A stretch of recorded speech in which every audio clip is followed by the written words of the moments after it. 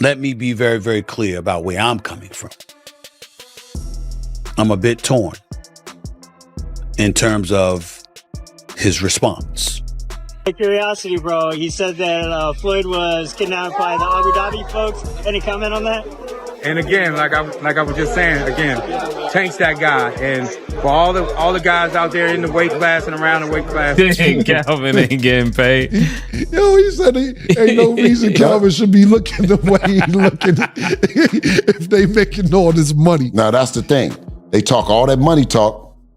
Can't be one nigga looking good and the rest of the crew. Stephen A. Smith voiced sharp criticism toward Leonard Ellerbe regarding his support of Floyd Mayweather Jr. Ellerbe defended Mayweather, suggesting that his focus lies more on uplifting athletes than simply pursuing money. Smith, however, questioned the silence surrounding alleged financial controversies and exhibition match disputes, hinting that Ellerbe might be protecting Mayweather's image at the expense of full transparency. But when someone says you're fake or something, you know, again you can say you don't take it personally, but you're a proud man. Again, that my mother and father always told me, when people call you names and people talk about you, that's because they're admiring what you're doing. You know what I'm saying? Mayweather Promotions is promoting this card, not about billions. Tell you everything you need to know. Leonard, you put it on a great card this week, in all due respect. Now, we did have Adrian say some things that were a little unsettling. I'm sure maybe you're a little disappointed, but... No, not at all. Not at all. That's just him being him. And again, I think to this day, he's a tremendous fighter, super talented fighter, who's had a successful career, and I'm sure that he'll continue to go on. And when questioned about the alleged Dubai fraud involving Floyd Mayweather Jr., Leonard Ellerbe chose not to provide a straight answer. Rather than commenting on the situation, he stayed silent, a move that quickly caught the eye of critics who viewed it as a deliberate attempt to protect Mayweather's image. This refusal to clarify only fueled public skepticism, heightening concerns about the boxer's financial dealings and meticulously curated public persona. In my opinion, Tank is the best fighter in the entire world. And another terrific opportunity on June the 15th to go out there and show you guys why he's the top dog. Just out of curiosity, bro. He said that Floyd was kidnapped by the Abu Dhabi folks. Any comment on that? And again, like I was just saying, again, Tank's that guy. And for all the guys out there in the weight class and around the weight class, he's coming to get each and every one of you guys. As CEO of Mayweather Promotions and a longtime collaborator, Leonard Ellerbe had a front row view of Floyd Mayweather Jr.'s rise in the business world. He was deeply involved in shaping Mayweather's promotional strategies and guiding key financial decisions throughout the peak of his career. Floyd that basically gave him $1 million came out to Vegas, and they had a whole backstory to that. And I'm pretty sure Leonard was around seeing all that. And what you're saying doesn't sound far-fetched. And I'm not agreeing with you just to agree with you, but like the champ may be hurt just because like you a human being, you could whoop ass, but you're still a human being, right? You may be hurt that you missed a moment. I've also seen guys where, you know, they moment passed and you try to hold on to things and that becomes an element of it. But then also it's just not a Leonard Ellerbe thing. There's a lot of people who may be in position around Floyd Mayweather, but whatever deal they agreed to at the time didn't allow them to get all the money that they probably could have earned, right?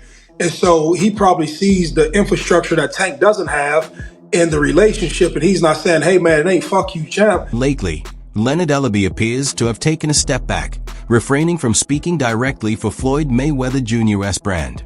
In a noteworthy remark, he suggested that formal agreements don't always define personal relationships, hinting that respect or loyalty can persist even when official ties change.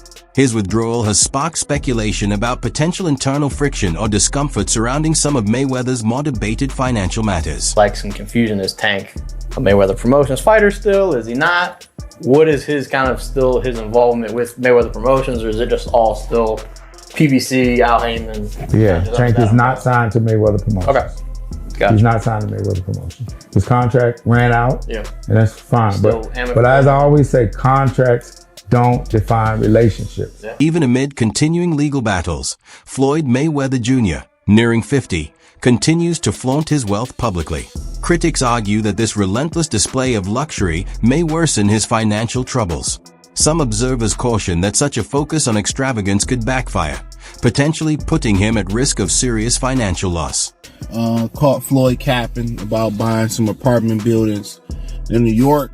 I didn't think it was a big deal. I mean, remember he said he had bought his grandson some property, I think in Manhattan as well too. So honestly, I didn't really, think a lot of this was a big deal. I mean, it kind of, think it's a red flag when you 50 years old to feel like almost 50 and still gotta flex on social media. But, people on social media do what they do best, especially black people try to tear each other down. So people start researching, Angelique started researching, and they found out that Floyd was capping. Now, Floyd is part of like some type of ownership group that got a part of it. Then you got 50. Floyd Mayweather is famous for his lavish spending, but his recent foray into real estate has highlighted weaknesses in his financial judgment. He claimed to have acquired properties valued at $42 million, presenting them as evidence of his billionaire status. Yet reports from sources like Business Insider tell a different story. Mayweather isn't the sole owner of many of these buildings and, in several cases, isn't even officially listed as the owner. These investments haven't delivered the returns he promised, exposing a flaw in his business approach. Rather than being a success, this venture has become a clear example of poor planning and overhyped self-promotion. I mean, Floyd Mayweather, in this article, it states that he's spending $402 million in real estate investment in a 1,000-unit affordable housing portfolio in Upper Manhattan. The portfolio includes over 60 buildings and is one of the city's largest real estate deals of the year. Wow. Well, thank you, Floyd Mayweather, for investing into New York real estate. Floyd Mayweather Jr.'s image extends far beyond flashy cars and multiple championship belts.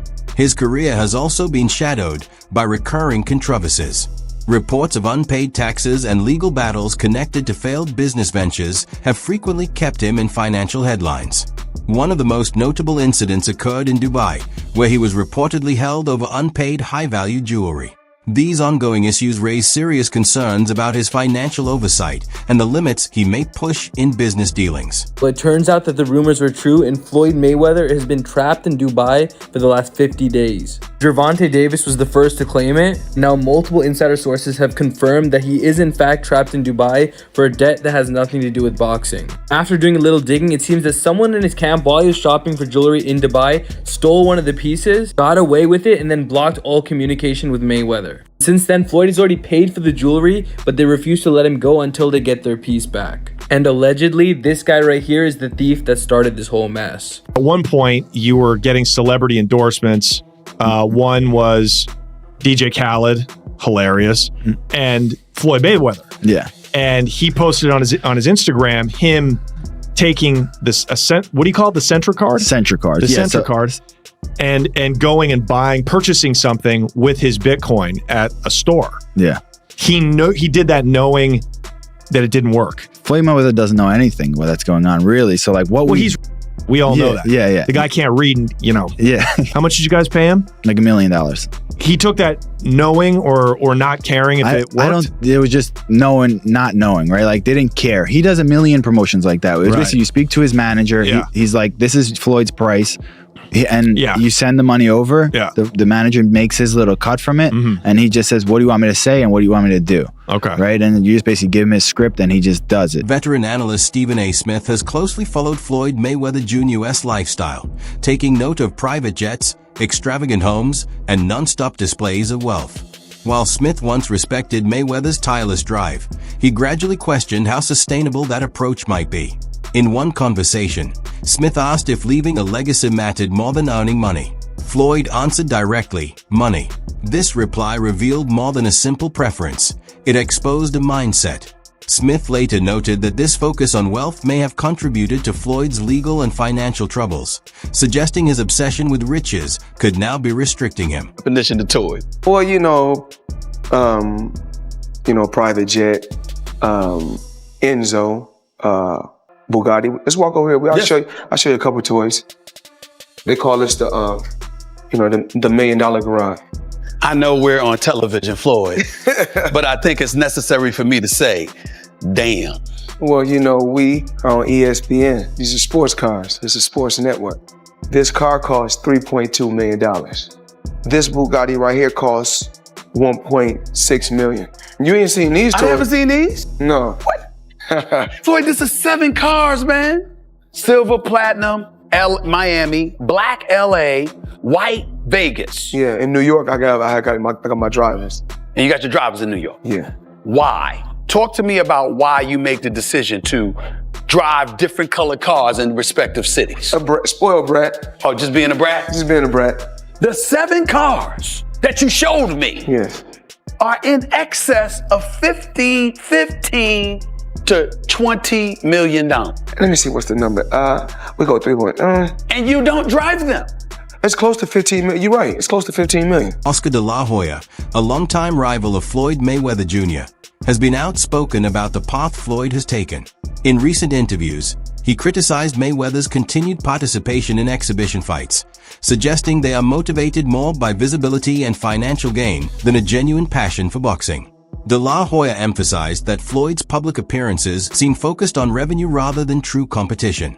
For De La Hoya and many others in the sport, there's growing concern that Mayweather's legacy could be overshadowed by money-driven events and publicity stunts. Floyd Mayweather fought another exhibition against Gotti last Saturday. A real the crowd booing in the arena at the end. But in the middle of the second round, Floyd literally had the referee swapped out. He didn't like that the referee told him to stop hitting behind the head. Floyd is used to having the refs do whatever he wants, and he wasn't getting his way this time. It was so embarrassing. Floyd, you're 50 years old. You're a legend in the sport. I've stood up for you in countless interviews, including Shannon Sharp's podcast last week. But you have to stop embarrassing yourself with these exhibitions. I know life is hard. I know life is expensive. But come on, dude, put your legacy first. Nobody wants to remember you like this. And it gets worse. Your jeweler filed a lawsuit against you in Miami. And many are saying you're gonna have to sell off your assets. I hate seeing this happen, bro.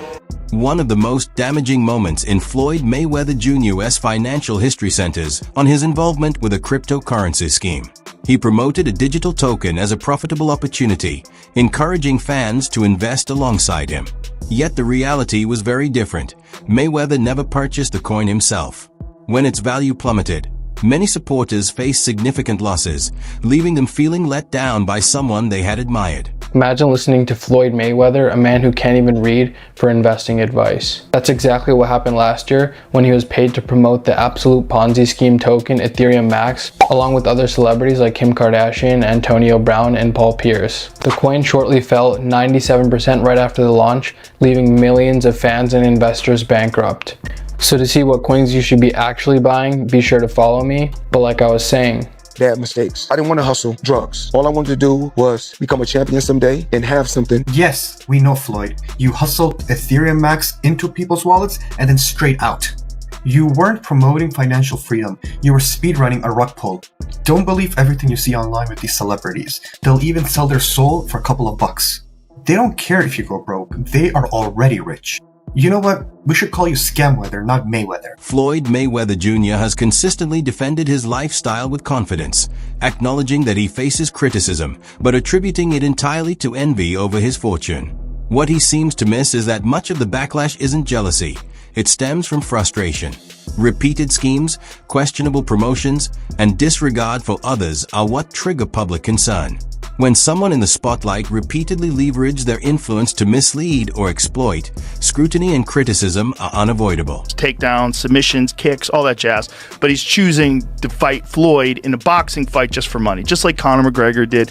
It's really a trick. He gets these people to box with him. They have no business boxing with him. And he's making millions and millions of dollars doing this way after his competitive career is over. Which is, I guess he's earned that right. Hey, man, he's a genius. He really is a genius. He's a genius in figuring out a way to keep making money. And one of the reasons why people watch him fight is not because he's like Mike Tyson, just goes out and destroys people. They like watching him fight because they hate him. Because he talks so much. He's like, look at my $1 million watch. Look at my jet. Look at my house. Look at this. He's like constantly showing you all these things that he has. Like he'll lay out watches in a hotel bed. Like this is $1 million worth of watches. This watch goes for $2 million. And they're like, this is my small watch that I take sometimes. But when I'll show you, when I'll show up, I bring out the big boy and it brings out this watch that's covered in diamonds. It's like $5 million. And so you hate him. People hate him. He creates envy. Yes. Yeah, he creates envy, and you want him to lose, but he's not gonna. Joe Rogan has offered his take on Floyd Mayweather Jr.'s public image. He pointed out that Floyd distinguishes himself through the way he flaunts his wealth, almost turning it into a performance. While many athletes have similar luxuries, Rogan noted that few display them with the same unrelenting intensity. The only person who's been able to do like that is Floyd Mayweather. He's the only guy who's been able to just be balling out of control, flashing money, $1 million watches, a fleet of super expensive cars, and still everybody up. He does. He's the only guy. The thing about Floyd is he never lost his discipline. I don't think he was doing drugs or drinking. You know, he kept his. Floyd would famously run home from the nightclub. So he would go out in Vegas. He'd be partying. It looked like he's partying. He's drinking water. And then he would have his driver drive, and with his pants on, jeans on, he would jog home. I mean, the dude was always training, never got out of shape. Dude, the jog home in jeans isn't the torture. The torture is sitting around a bunch of drunk people drinking water in a club. I jog home all night. Bill Haney has openly criticized Floyd Mayweather Jr.'s shift from being a revered boxer to someone seemingly consumed by money. Haney contends that Floyd has drifted away from valuing the sport or his fans, prioritizing financial gain over genuine competition. He believes this transformation highlights a person more concerned with earnings than with building a lasting legacy. You say Tank doesn't want any of it. Why is that? I know you can't give him... Man, get off of Twitter, man, and knock it off, man. If you the face of boxing, then send over something, man. You know what I'm saying? Something respectful like you're really trying to do. Because every fighter that Devin with gets paid, man, the most money, man. Knock it off, man. That's bunk business, man. You know what I'm saying? Listen, we don't need you. Let the welfare feed you for real. You know what I'm saying? Yeah, for real. Because that's where you're going to be at in the welfare line. You keep on the people, giving them the fake fights, talking about that we didn't charge $57. Listen, we're going to give you the best fights, and we're going to get all the people in there, you know what I'm saying? Because that's what we do. And we pay the fighters. We give the fans an opportunity to come in. That's that old business model that you're going to charge the fans for some fights and that you the face of boxing because you just keep shoving it down their throat, man. The Mayweather era, that's over with, man. It's the Devin Haney era. That Mayweather is over with, man. You hear me? Over with.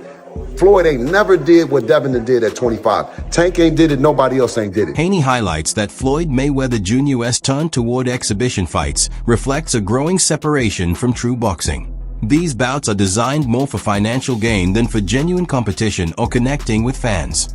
Haney argues that this trend undermines the sport's essence, turning boxing from a demonstration of skill and perseverance into little more than a money-driven spectacle. When your A game is gone, what adjustments are you going to make? Yeah. And Floyd would always say is that on that given night, he's going to make that right adjustment. Yeah.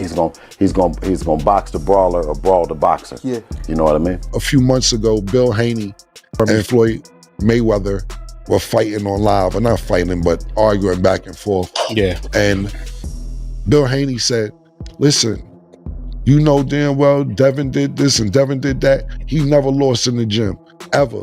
And Floyd said, if you got an undefeated fighter in the gym, congratulations to you. Yeah. Congratulations. Floyd said, I never lost under the light. Yeah, exactly. And that's what I'm talking about. Beyond his in-ring career, Haney also takes issue with Floyd Mayweather Jr.'s handling of Mayweather Promotions. He questions why key team members, like Calvin Ford, appear to struggle financially if the company is genuinely profitable. Haney suggests that Floyd should ensure fair compensation to avoid resentment and preserve the respect of those who helped build his brand. I think it's personal between you and Calvin. Also, it's Tank's coach. Is it? Man, I told Coach. For those that don't know, Coach Calvin is Tank's coach. So I'm just for our audience. And I said, listen, ain't no way your fighter gonna be checking the money that y'all talking about checking, and Calvin gonna be looking like that.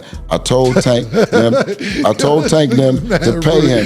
I told him to pay him because, or we need to go on coach's strike around this because ain't no way Bill should be getting paid and Calvin shouldn't. And Calvin need to thank Bill for mentioning this. So